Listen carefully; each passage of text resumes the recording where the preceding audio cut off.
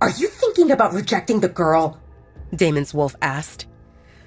I need to protect her.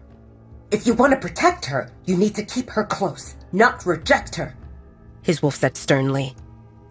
They had already talked about keeping Talia safe, but he remained far from finding a solution that would work.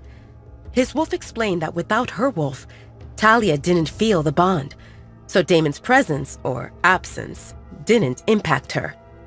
At most, Talia would feel attracted to him, and if Damon wanted to win her over, he would need to do it the human way, romance her until she fell in love with him. Assuming he succeeded, and she accepted him, it would not guarantee a lasting relationship. Without the mate bond, she could fall out of love at any time. Of course, if they went through the mating ceremony and he left his mark on her, the bond would form, but he would need to reach the point of the girl accepting him. What a mess. Damon had no idea how to court a girl, but he felt confident that no one should know that Talia was his mate. Damon knew that Alpha Edward intended to use Marcy to manipulate him, and Alpha Edward would have no qualms about using a lowly Omega against Damon. He imagined that they would imprison Talia and blackmail Damon, and probably harm her as well. He wouldn't allow it. It all went in circles, with every next scenario growing grimmer, and Damon felt sick of it. Rejecting her or not, he had to ensure that Talia received better treatment. Was she the only Omega to get a beating in the Red Moon Pack? Probably not. After breakfast, Damon met with Alpha Edward in his office. Damon thought that his provocations from yesterday would suffice for Alpha Edward to lose his temper and reveal some information. But Damon realized that he had underestimated Alpha Edward's patience. All Alpha Edward said was, I hope that if you need assistance of any kind, you will turn to me, and you won't mind if I do the same. Alpha Edward didn't mention reaching out to Damon or to the Dark Howler's pack, which left Damon wondering about Alpha Edward's plan. Damon gave up on getting something directly from Alpha Edward. The old guy proved too crafty. And Damon hoped that Maya and Caden had found something useful because he never excelled at this scheming business. Scheming aside, Damon had a serious topic to discuss. Damon cleared his throat seriously. Alpha Edward, I wonder if you are aware of the treatment your Omegas receive. Alpha Edward looked visibly confused. Can you elaborate on that? Do they get paid, fed, treated well? The old man frowned while turning defensive. He didn't like that Damon asked about the internal workings in his pack. It seemed no one's business, but he still responded. I prefer strong warriors, but that doesn't mean I'm mistreating others. All Omegas have accommodation, 3 meals a day. Actually, they have access to the kitchen and storage in common buildings, and they can make their own food whenever they feel hungry. We don't bother with those, but I can assure you that no one goes hungry. If you want to know more about the compensation for their work, you can ask my beta. I'm not clear what you mean about treating them well, but when they mess up, related to their duties, we make them run laps or do push-ups. It's good for their bodies. Is that what you would classify as bad treatment? No, Damon responded.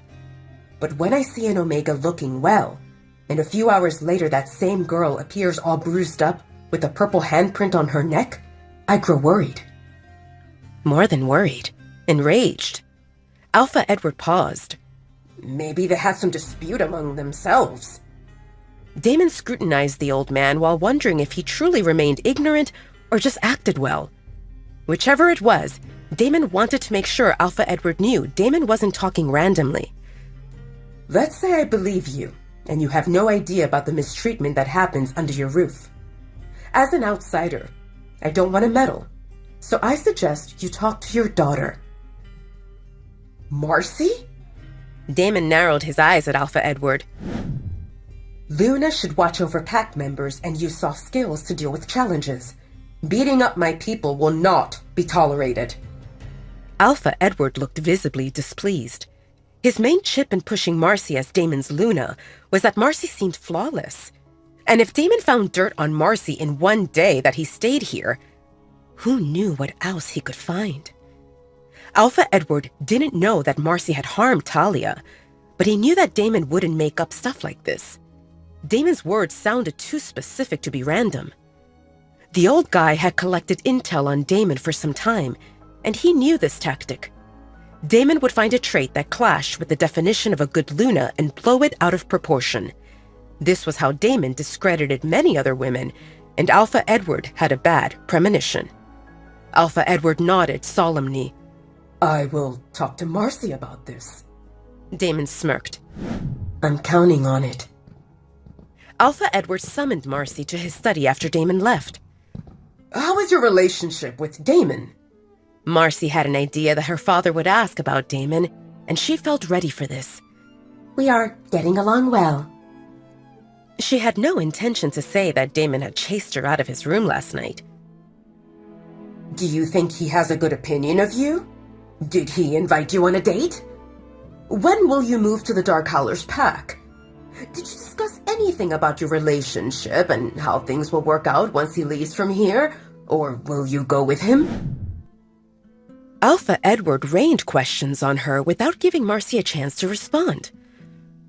Alpha Damon had doubts if I could be his Luna, and I assured him how I'm perfect for the task. He seemed happy to hear that I'm proficient in handling the household, pack members, and finances. Alpha Edward didn't feel happy with this response, and he could see that Marcy either avoided something or she and Damon hadn't reached far. He decided to probe into the matter that bothered him. And how do you handle pack members? Marcy didn't understand. I talk to them, and I'm approachable. I listen, and then you beat them up? Alpha Edward interrupted Marcy. Marcy frowned. No, I don't beat them up. Really? Alpha Damon thinks otherwise. His voice rose. He thinks that you beat them up black and blue and even choke them to the point of leaving handprints on their necks. Marcy paled. Why did her father sound angry? He's the one who says Omegas are a useless burden. Marcy didn't consider herself a violent person, but what seemed wrong with teaching offenders a lesson? And who cared if one Omega got hurt? She wanted to deny it, but the fury in her father's eyes told her that he already knew what she did in the attic on the previous day. Lying would only make things worse. It's not as bad as it sounds, Daddy. Marcy spoke weakly. And how is it? She barged into the room and I had to teach her a lesson. Alpha Edward closed his eyes and took a few deep breaths to calm his nerves. You taught an Omega a lesson by beating her because she forgot to knock? Marcy wanted to say that it wasn't about knocking, but there was no way she would say that in front of her father. What were you thinking? Alpha Edward said in a strained voice as he struggled to contain his desire to give her a good scolding. Even if you want to discipline others, you don't do that when we have guests. And you definitely don't do that when the guest in question is an alpha you are trying to impress as his future Luna. See that button on screen? That's your full story. Tap it and download the Pocket FM app now for free.